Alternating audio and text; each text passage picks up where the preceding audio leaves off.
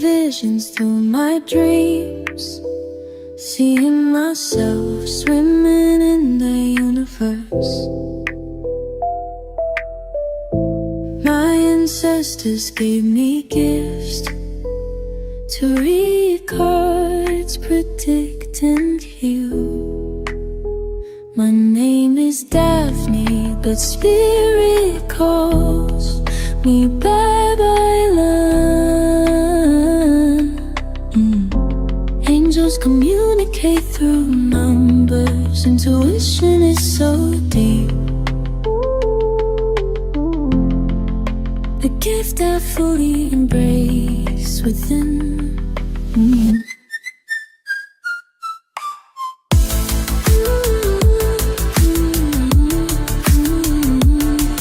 Hello Aquarius, welcome po sa inyong reading. So this is for May the 8th to May the 14th reading. Para po sa mga bago, don't forget to click the subscribe button, smash the like button, comment below kung kayo po yung nakaka-resonate, and hit the notification bell. Kung gusto niyo pong sumali sa ating live sessions, dun po tayo sa ating kabilang channel, that is Babaylan TV. No, yan po ang ating unang channel catered for our international audience, no? So, I want you to know that this is a general reading. You may resonate po sa entire reading na ito or baka konti lang. Take what's only yours. Marami tayong pag-uusapan. Medyo nalito ako kasi, no? Kasi sabi ko, nakabaligtad ba to? Kasi ito yung nakaharap sa akin. So, wow, I feel so, parang meron ditong isang divine intervention, no? Meron tayong mga makikita, whether hindi naman multo, okay? Kasi this is a third eye chakra. But I'm not going to take this as it is. Meron ditong makikita tayo na parang either signs, no? Or clarifications. It might be unanswered prayers. Chances are, pwede rin itong sabihin natin nagbubulag-bulagan tayo in the past, no? Clarity. I feel like this is also, kumbaga, yung vision natin, magiging precise, magiging very specific, and I feel like makakagawa tayo ng isang move or decisions, no? To make things work, maybe for you and the energy or just for you. But one thing's for sure, this is for the benefit, no, ng ikaw, kasama ka, hindi lang yung energy, no? The Hangman, the Three of Staves, and the Five of Swords. So ito yung sinasabi ko. The Hangman represents probably itong sinasabi nating pagdadalawang isip, no? Meron man tayong mga gustong gawin na hindi natin nagagawa before, or gusto na natin gawin pero hindi natin alam kung kailan sisimulan. And we are actually waiting for the right time, probably waiting for a sign. So kaya nga sinasabi ko kanina, sign. The Three of Staves represents waiting for that, parang God, bigyan mo ako ng sign. Universe, bigyan mo ako ng, or kausapin mo ako through angel numbers. So parang ito na nga yun, with the Five of Swords, this actually represents somehow, no, parang, kasi the Five of Swords may be a double-edged sword kasi pwede siyang nakakasakit, pwede hindi. But I feel like etong Five of Swords na to is more of winning. Pero, it also signifies the, parang meron tayong tug of war, no, nagagawin. Hindi ako magsa-surprise kapag temperance is lalabas dito kasi parang gusto mong itry pero calculated yung risk, no? Clarifying the Five of Swords is the Knight of Vessels. Well, that makes sense dahil medyo dahan-dahan. And the Five of Pentacles. So, ang pinakamaganda dito kasi is nandito yung part na hindi ako matatakot, no? Susubukan ko siya pero nandun na nga din yung kapag alam kong maagrabyado ako, medyo babagalan ko or I may be leaving myself, no, doon mismo sa dynamic. When it comes to finances, I feel like this is the time we're in siguro, no, kung tumataya tayo ng kung ano, lotto man yan, kung ano man yung mga, nasa inyo, it could be baraha, you're playing cards. You might going to be in a position of hanggang ito lang yung ilalabas ko, no? Let's say, uh, 20 pesos. Or, well, kung baraha lalaruin mo, siguro mag-spend ka siguro mga 100, no? Or 150, no? It depends on you. Pero I feel like ito yung part na hindi ko man yung feel itong araw na ito, pero susubukan ko, no? Kasi nakakakita ako ng mga signs. At least, if ever man, no, na hindi ako palarin, hindi masakit sa akin kasi meron akong, kumbaga, limitations, no? Kaya nga yung sinasabi ko kanina, you might be removing yourself if that doesn't work. When it comes to the career, I feel like medyo umaatras tayo sa mga bagay-bagay, especially dahil mas kilala natin yung sarili natin eh. Minsan kasi, totoo naman din, minsan sinasabi ng iba, um, other people's eye, maybe a reflection of yourself that you are not seeing within you. Yes, that's true. Pero there are also times na mas kilala natin yung sarili natin kasi sa mga sinasabi ng iba. It felt like hindi naman sa minamalit mo yung sarili mo, pero siguro nandito na rin yung ayaw mo pahiya. Siguro sasabihin mo dito, okay, I'm going to try it, no? Hindi ako nagsasalita ng tapos. Pero if it doesn't work, if it contradicts, no? Either my time, my energy, at least I tried, no? I'm not going to live in what if. And also, nandito ako sa part na meron akong bawi. Pwede akong umalis, pwede akong mag-back out, no? So parang gagawin ko pero ayoko muna na may kontrata, no? Susubukan ko muna.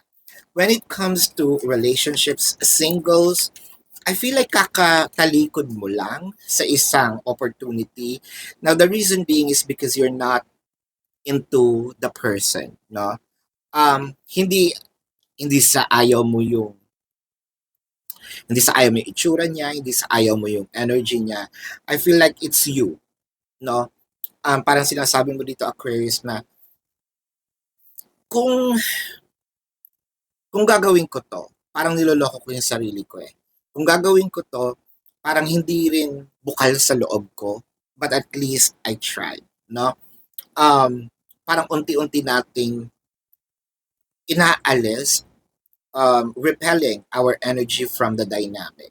Sa mga may crushes, it also feels like medyo bumababa, nawawala siguro yung pagtingin natin. Hindi ko sinasabing wala na, nandyan pa rin, pero we're not that enthusiastic before. Let's include the no label situation, no? Parang okay lang, nandyan siya, pero kinikilig pa ba ako katulad ng dati? Siguro konti, pero hindi na katulad before na parang na parang halos mamatay ako, no? Sa pagkakilig. No longer anymore. In a relationship, what I'm seeing in here is more of medyo binabagalan natin. In a relationship or magjowa, hindi ko sinama yung third party and married couple. Well, in a relationship, sama natin yung third party. Parang ang sinasabi kasi natin dito, binabagalan ko. Kasi meron akong, iniingatan ko ngayon ang aking sarili, no? Hindi dahil nakakakita ako ng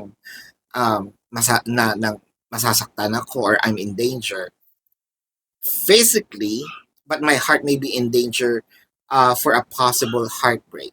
So, na-foresee mo, no? So, parang nakikita mo agad dito yung parang feeling ko may masamang mangyayari, no? Parang feeling ko masasaktan ako. So, what I'm doing here is to slow down a bit, no? Hindi ko pinipigilan, I'm slowing down a bit kasi pinoprotektahan ko yung sarili ko. I hope that makes sense, no? married couple, I feel like, and separations in here, may mga tampo. Meron ditong, sa married couple, gusto ko munang makapag-isa. Ganon din naman dun sa mga third party. I mean, in separation, siguro, nakipag-separate muna for clarity with the hangman in here. No?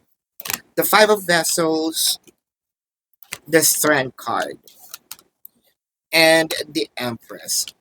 Let's clarify the Strength card in here. Not the Five of Vessels, but the Strength card. Kasi the Seven of Staves and the Ace of Pentacles. It felt like itong separations na ito, pwede naman agad bigyan ng solusyon.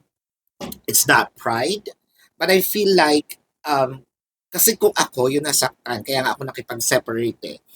Ako yung nasaktan, ako yung nabigyan ng injustice, no?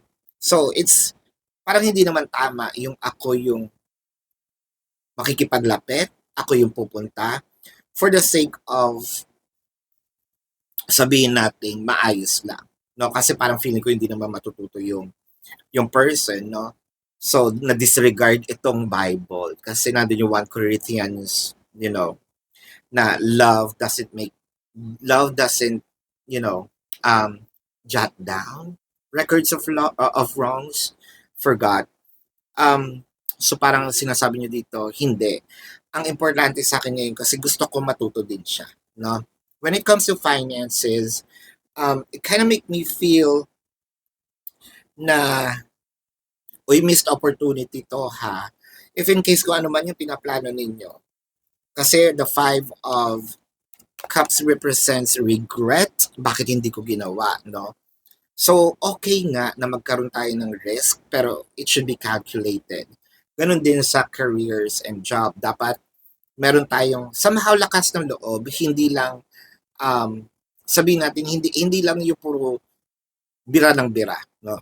I think that this week will be a week full of wisdom, no? When it comes to your energy. Wisdom kasi mas iniingatan mo nga yung sarili mo, pero pinagbibigyan ko pa rin. You're kind of like in the middle. Singles, crushes, and no labels. Yung sa inyo medyo may iba yung energy eh. Siguro sinasabi ninyo na bakit kasi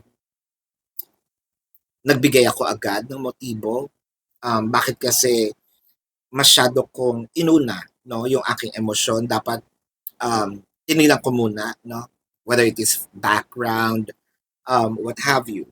Pero siguro sinabi mo dito, hindi ako nagmamadali sa aking emosyon. Kaya nga this time medyo binabago ko, no? Medyo binabagalan ko. Ayan. When it comes to in a relationship, well, parang ganun din to eh. Binabagalan ko, pero meron din, kasi mapapansin to ni person eh, na you're slowing down. And it felt like to me na bigla siyang parang matatauhan. My person's not like this. So, with the Ace of Pentacles, there will be offers of, sabihin nating, solutions, no?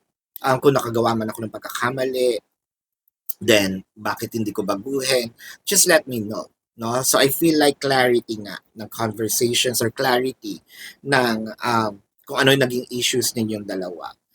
Let's check the zodiac sign of your person, no, Aquarius. Pero bago yan, gusto ko pong sabihin sa inyo na sa kabilang channel po, Babaylan TV, yan po ang ating unang channel catered for our international audience. Nagla-live po tayo dyan. Kung hindi nyo po maabutan, pwede naman kayo magtanong dito sa ating comment section as long as yung question po is answerable by yes or no. Kung hindi po kayo papatulugin ng yes or no lang, dumiretso na po kayo dun sa ating website. Sa description box ng video na ito, there is a link. Click the link, you will be routed to my website. Nandun po yung information, name, number, QR code, amount per questions. Take advantage of the 4 questions plus 1 kasi discounted po yun. And if you want to book a private reading, nandun din po siya. No? Let's check the zodiac sign of your person, Aquarius. This can be their sun sign or a placement in their chart. I am seeing Taurus, Pisces, Leo, Virgo, Scorpio, Sagittarius, and Cancer. Yan po ang inyong reading. Maraming salamat. Love and light to you. Namaste. See you po sa susunod na readings. Goodbye.